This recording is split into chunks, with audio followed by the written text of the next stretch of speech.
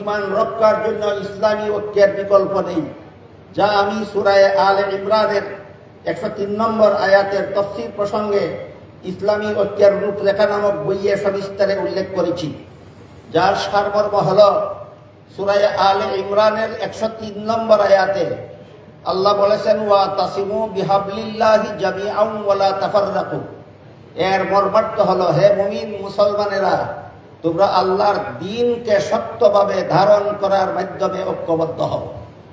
এখানে আল্লাহ সুস্পষ্টভাবে মুসলমানদের ঐক্যবদ্ধ হওয়ার একটা প্ল্যাটফর্ম বলে দিয়েছেন আল্লাহর দ্বীন পালনের মাধ্যমে। আর প্রসিদ্ধ হাদিসে জিবরিলে রাসূল করিম সাল্লাল্লাহু আলাইহি ওয়াসাল্লাম সহি আকীদা, সহি আমল, সহি আখলাক, এই তিনটাকে আল্লাহর দ্বীন বলে আখ্যায়িত করেছেন। সুতরাং যাদের আকীদা সহি নয়, যাদের আমল সহি নয়, যাদের আখলাক সহি নয়, তাদের সাথে কখনো ইসলামী ঐক্য হতে পারে না।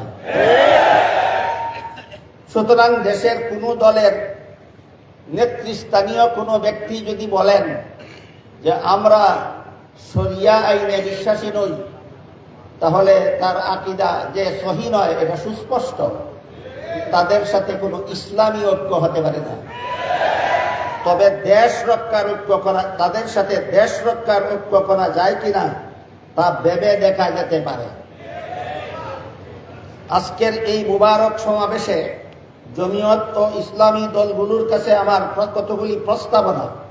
সঠিকভাবে জনমত জরিপ করলে দেখা যাবে এখনো দেশের অধিকাংশ মুসলমান বিশুদ্ধ ইসলামী শাসন ব্যবস্থা চায়, কিন্তু এ দাবির ভিত্তিতে একটিমাত্র দল বা একটিমাত্র মার্কার নির্বাচন না হওয়ায় তারা বিভ্রান্তির শিকার হয়।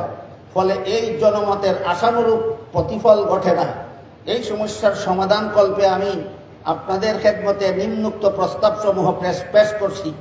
1 নম্বর, সত্যই যদি ইসলামী রাজনৈতিক দলের উদ্দেশ্য হয় বিশুদ্ধ ইসলামী শাসন ব্যবস্থা প্রতিষ্ঠা, তাহলে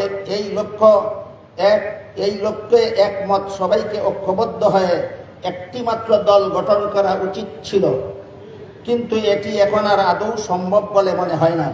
তাই 2 নম্বর প্রস্তাব, একক দল গঠিত না হলেও অন্তত একই আদর্শ, উদ্দেশ্য ও লক্ষ্যের অনুসারী সকল দলের মধ্যে একটি শক্তিশালী ও সমন্বিত হক্কানি ঐক্যজোট গঠন করা প্রয়োজন।